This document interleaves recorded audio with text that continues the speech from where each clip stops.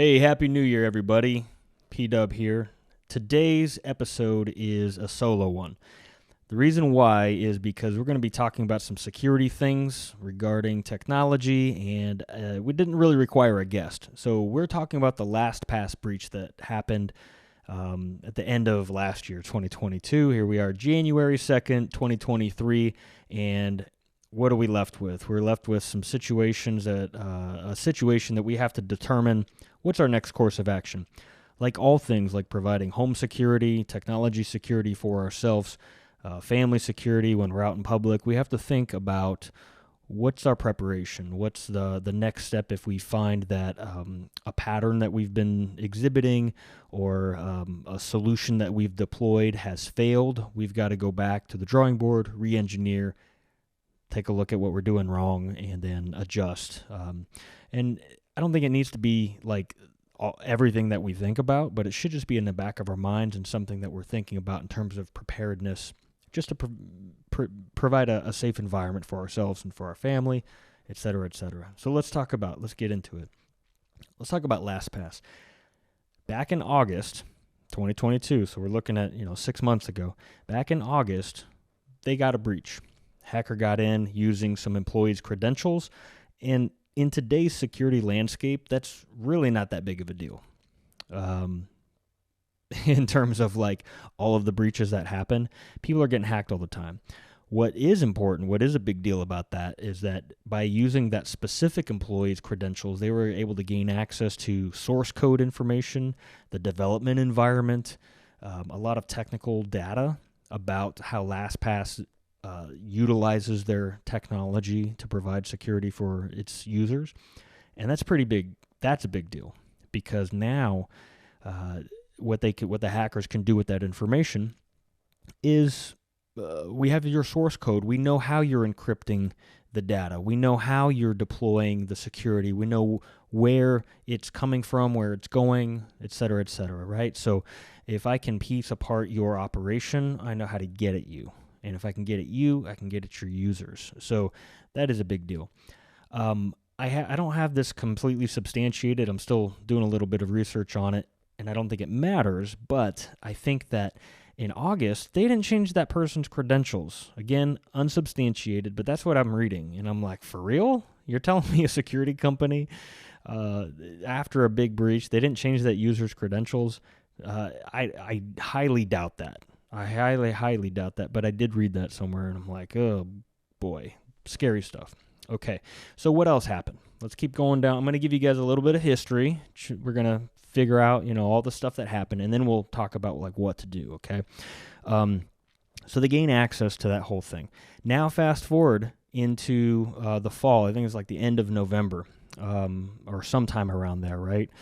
The hackers get in, again, using the information they gained the first time in August. Now they get a ton of data. What's the data they got? They got the password vaults, your master vault of all the users. I don't think it was all the users, but like a shit ton of them, right? So, pardon my French, we're going to be swearing in this one. So they gain access to all these customer vaults, and this is a big deal because now they have your vaults. So hackers can brute force your vault, because now it's no longer just sitting on LastPass's servers. They've now taken those vaults and they have them, and they're at the hacker's home or private servers or whatever, and they can do whatever they want with those vaults. So they can brute force. They have those vaults, and they can brute force attack those vaults. Now, what is your vault? If you're a LastPass user, you know what that is. It's basically your little piece of their cloud that's encrypted with your master password.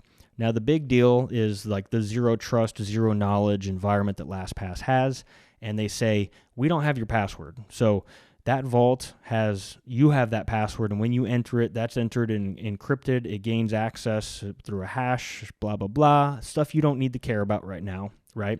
But you have that password, and then you gain access to that vault. Now, what's in that vault?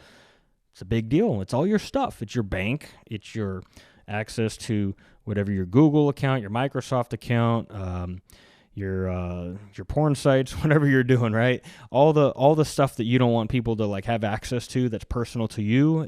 That's what's in your vault. It's your username, your password, your notes, all your private data and everything, and you want to be able to trust that it never gets accessed by anyone other than yourself or people in your family, whoever, people you trust, right? So now that they have those vaults, what's this brute force thing? This is kind of important to know, is that, and this is why you can't be using like Spider-Man 1985 as your password, because it's a single word that's known and a simple string of numbers, 4 numbers, right? And what's the time frame that it would take for a hacker's algorithmic software, using some AI and some brute force software? How long would it take to hack Spider-Man 1985? That would take 7 hours. 7 hours, and I'm in. And if that's your master password, if that's your vault master password, I'm in that thing, and I've got now all of the credentials for all of your other websites. So that's why your master password is so critical. And so the hackers, they're going to be brute forcing all of these vaults that they have, right? They've got them. They're brute forcing them. And what are they going to do? When they brute force it, they're going to have access to all your stuff. And they're going to be looking for Bob and Sally that has millions of dollars. They're going to be, oh, I've got access to your Chase Bank, your USAA, your Bank of America, whatever. I've got now access to your credentials. And if you're not using two-factor authentication for any of this stuff, dude, all I need is your username and password for any of these things, and I'm in. So the saving grace, and we'll talk about two-factor authentication here in a minute, but the saving grace would be that you have two-factor or multi-factor or whatever set up for all of these things, and then it's way less likely that you're going to get hacked. But here's the thing. If you have your master password that's Spider-Man 1985, and you use Spider-Man 1985 on your bank, your Google, your whatever, right, and it's the same password, God help you. And you don't have two-factor authentication, forget about it. You're done. Wrap it up, baby. So brute force, though, is as you add characters, digits to your password, it becomes more complicated for that software to hack it. Not counting other methods by which hackers will gain access, like social engineering and keyloggers and other things like that. But just talking about brute force is that if I can make that same password, Spider-Man 1985, and I put it, and I am looking at a board here just because I wanted to read it, and I'll put a little side thing for you. But if I can turn that into, if I can make Spider be a $ with a 3 in it, and then a space, and then man is M @N space 1985 exclamation point.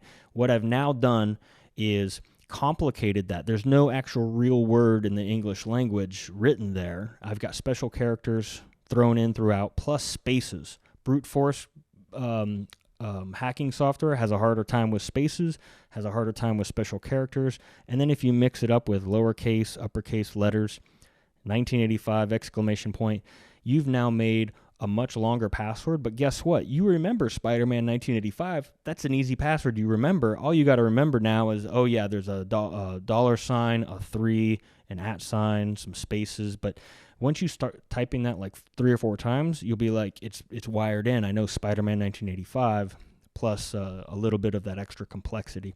So that's how you can make a really complex password work for you. It doesn't have to be gibberish completely to where it's just indistinguishable and you're like, I can never remember this like insane password and I'll never be able to type that. It's just not practical, I think, for like the everyday person. But if you make it something that's knowable by you, then it's easier. Obviously, don't make it knowable like the last 4 of your social or your address or the year you graduated from high school. Don't make it personal to you. Make it something crazy. So an example is that obviously LastPass has its like pre-selected passwords that it'll give you, but again, it's a bunch of gibberish and craziness, and there's like no way you'll remember that. So what I like to use is something like if we make a password, Blue Crush Space Frog 22 exclamation point, and if I put that in enough times, I'll just remember like Blue Crush Space Frog, and it doesn't mean anything to anyone, and there's no full English word in there, but I just know like it's just a series of words that eventually it becomes a mnemonic device. I just remember Blue Crush Space Frog, and it's fun to say, and my brain will remember that easily. So, and it has nothing to do with me. And by the way, none of this is my password, but these words are just random words that I chose for this example for you, and you can use something like that. Just make it random and fun, and you'll probably remember that. Okay, so enough about the brute force stuff. But I did think that was important enough for you to remember, like, for you to understand why brute force is a big deal in this case, because the hackers have access to all these vaults, and they're going to be brute forcing them, guaranteed.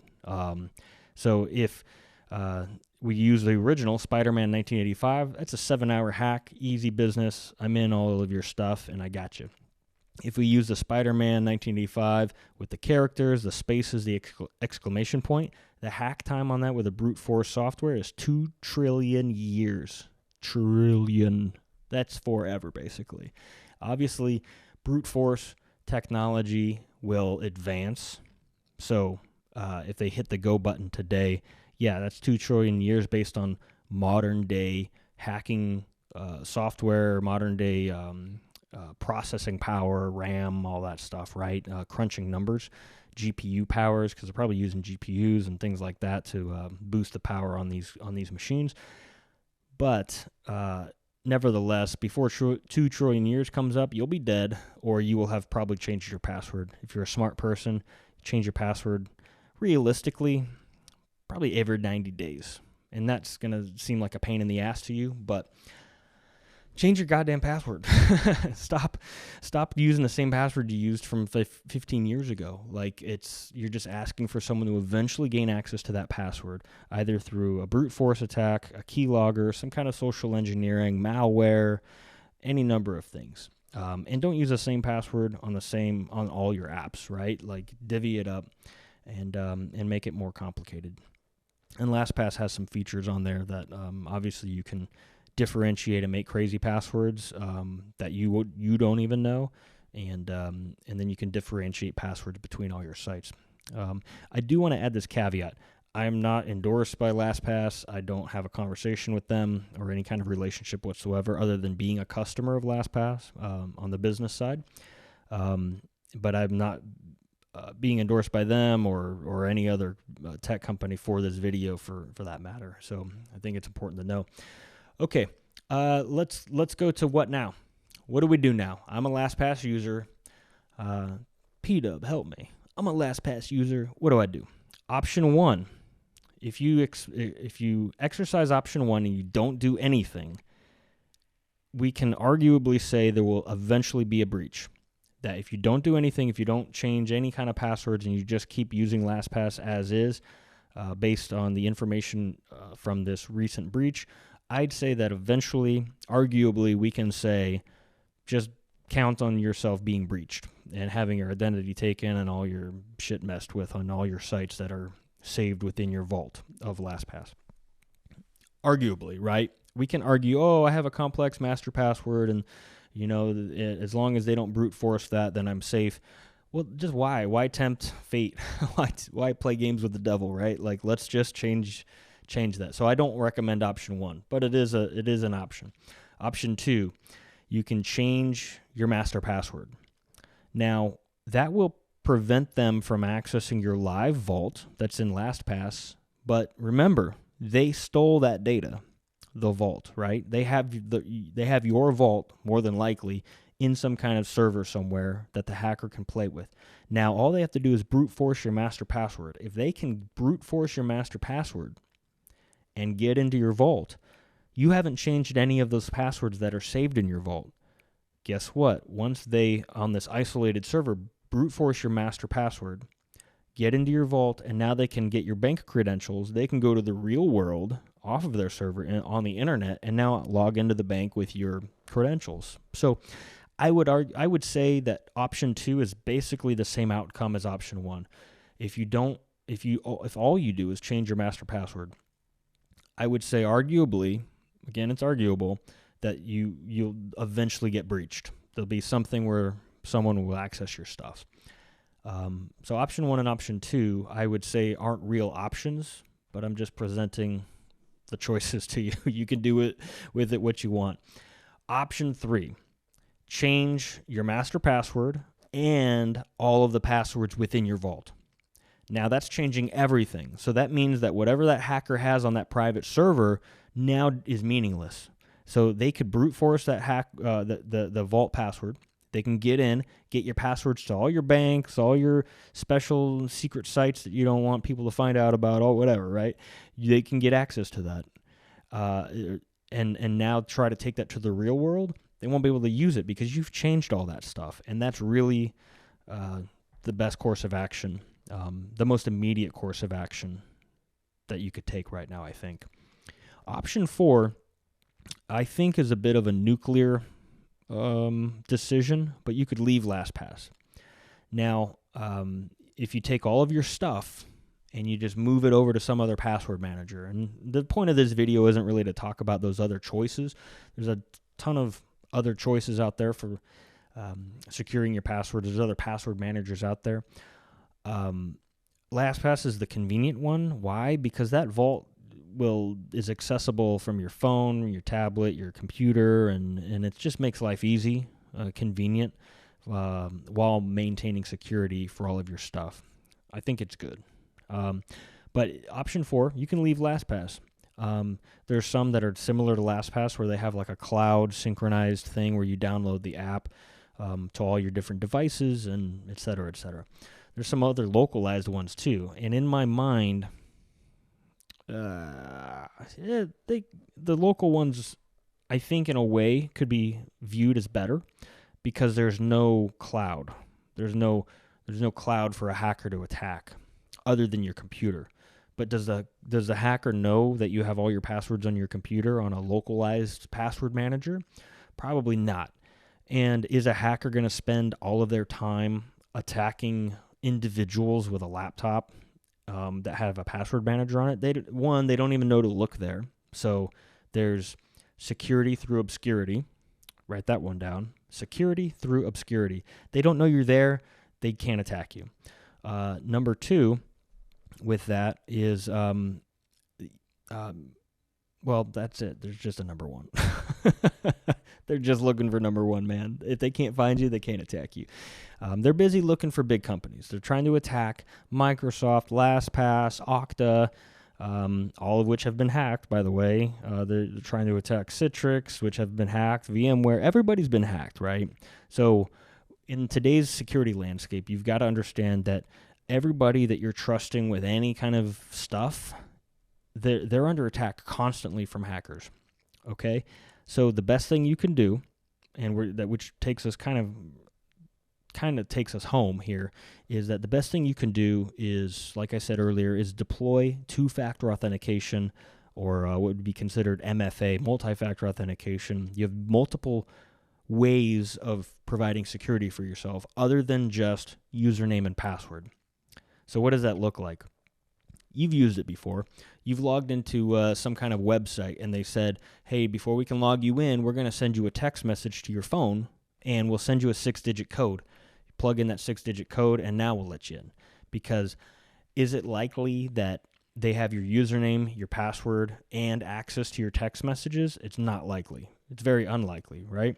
Or you can use an authenticator app so that instead of getting a text message, it's an application on your phone. You have the Google Authenticator, Microsoft Authenticator. There's other ones like that, but basically they just give you that 6-digit code, and you plug it in, and it's similar to like I don't want to get into RSA and all that stuff. I don't want to complicate the thing, but because some of you may not be tech people, so I don't want to get too far into it. But the important thing is that for LastPass or whatever password manager you use for that master password, have two-factor authentication for it. Yeah, it's going to be a little more of a pain in the ass because before I can get logged into my vault and before I can get logged into all my blah, blah, blah, whatever, I need to plug in this code off of the text message or the authenticator app. But I think your safety and your security is worth it. Also, it depends on what it is that you're trying to secure. If you're just Bob and Sally, and you're trying to secure your bank and your whatever, right? You're just your basic stuff, your Google account, your Netflix account, your Spotify, YouTube Premium, whatever it is, like that. Your basic stuff, I think that you're going to be fine using two-factor authentication. Now, if you're a developer of LastPass and you're an employee protecting source code information that's intellectual property that protects millions of people and there's billions of dollars on the line, maybe there needs to be a higher level of security, a little more scrutiny there in the way that security is deployed for those people. And I guarantee you LastPass and all the people that have been hit by these attacks, they've employed much stricter security protocols. But for you, Bob and Sally, and anyone else just listening, like you're just living your life, you're a regular person, you don't have intellectual property that you're protecting, you don't have government secrets or anything like that, you're good just using two-factor authentication, SMS app. Okay, so let me come back. So protect your master password, protect your vault with two-factor authentication, and then protect each of your accesses to the bank, Google, Spotify, all those aforementioned services. Protect them with two-factor authentication as well. Yes, that's double. The vault is protected with 2FA, and those individual services that are stored within your vault for those credentials, that is also 2FA. Again, it's going to be a little bit of a pain in the ass, but I think it's worth it. Highly worth it. And once you get that into your normal daily routine, it's not that big of a deal. There's a lot of cool stuff you can do. And now I'm just going to kind of riff here on this for a minute. There's a lot of cool stuff you can do that, hey, if your phone is within Bluetooth proximity of this laptop, you're not going to ask me for all that extra stuff because obviously I'm near my work computer, my home computer, and I'm telling the phone it's safe. We're in a safe environment because we're within proximity of the house or whatever, some kind of smart device, right? There's ways you can set that up to where if I'm within that safe zone, then you're not going to ask me for all those extra verifications. You just want username, password. That gets dumped in by LastPass automatically if you have it set up that way, and then you're good. And then if I'm away from home, like let's say I'm at the, not that this happens very often anymore these days, but if I'm at like the business center of the hotel and I'm logging into one of their computers, well, the phone knows, I'm not within the safe zone, so I'm going to ask for all the two-factor authentication stuff, and we're going to go through all these additional security steps because we're in an area that's not trusted. Same thing if you're using your friend's computer or anything like that, it's not a trusted zone, so then the phone locks. And there's other things you can do with your phone similar to that, but basically it's proximity trust, but through proximity to the security area. All right, enough about that. I think that pretty much covers it. Pretty much covers like what's going on with LastPass, what kind of secure password you want to be able to have, and then what are your options. I think option 3 really just like, if you want to stick with LastPass, that's fine. Change your password on the master password for the vault, and then change all your subsequent passwords that are stored in there. I have hundreds of them, and it was a beatdown. It took a while, but I think it's worth it. And then I still think that's faster than leaving LastPass and setting up a whole new thing because it just is, right? Modifying a thing that's already established is always easier. Maintenance is always cheaper than repair, right? So if I'm repairing and replacing and getting a whole new password manager, that's going to take a lot more work. But if you feel like you need to, then absolutely go for it. So we covered the options. And then lastly, just make sure you have additional security set up for all of the things that you log into, especially the ones like Netflix isn't such a big of a deal because you're not really storing secure data or anything. So yeah, maybe you can let that one slide. But remember, they've got access to your bank card, right? They're charging your card every month, and maybe they have access to that bank information. So if they gain access to your Netflix, and now they have your bank card, and now they have your dick. Okay. Pardon my French. And so, maybe you just be security minded, right? Lastly, I do want to say that you've been watching these PW podcast episodes, and I'm just shooting the shit with friends, right? And I'm actually sitting in the guest chair today just for fun. But normally you see a guest sitting here in this chair, and I'm interviewing on the other side of the table, and we're talking, we're having a good time, and that's the podcast. Well, I actually have a company, and that's how I make my my actual money for life. And so it's Windup Solutions, and so I do security. And so if you've got a company, you've got a number of users that are interested in security, definitely I'll put a link in the video.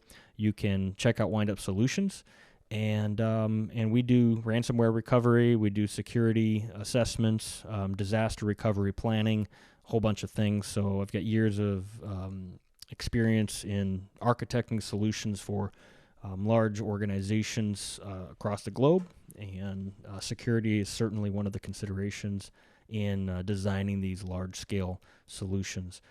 Mainly focusing on business. I'm not doing it so much for like individual consumers, but sure, we can talk. I'm happy to talk tech with anybody about these things. So thanks for watching. Hope you enjoyed. I'm supposed to tell you, like, yeah, hit subscribe because that definitely helps.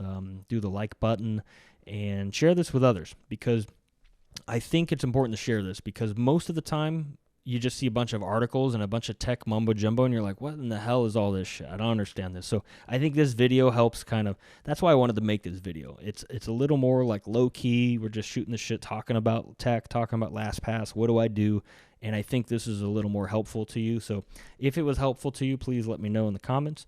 And if this is like on Spotify or something else that you're watching it, then you can't comment. But you can hit me up on the website or hit me up on YouTube. So thanks for watching. Peace out.